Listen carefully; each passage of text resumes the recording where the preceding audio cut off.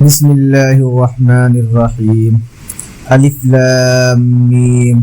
یہ کتاب قرآن مجید، اس میں کچھ شک نہیں کہ کلام خدا ہے، خدا سے ڈرنے والوں کی رہنما ہے، جو غیب پر ایمان لاتے اور آداب کے ساتھ نماز پڑھتے، اور جو کچھ ہم نے ان کو عطا فرمایا ہے اس میں سے خرچ کرتے ہیں، اور جو کتاب اے محمد صلی اللہ علیہ وسلم تم پر نازل ہوئی اور جو کتابیں تم سے پہلے پیغمبروں پر نازل ہوئیں، سب پر ایمان لاتے اور آخرت کا یقین رکھتے ہیں۔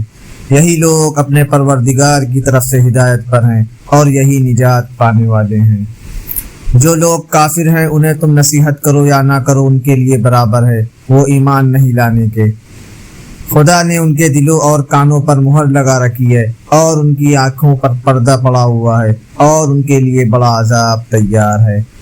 اور بعض لوگ ایسے ہیں جو کہتے ہیں کہ ہم خدا پر اور روز آخرت پر ایمان رکھتے ہیں، حالانکہ وہ ایمان نہیں رکھتے۔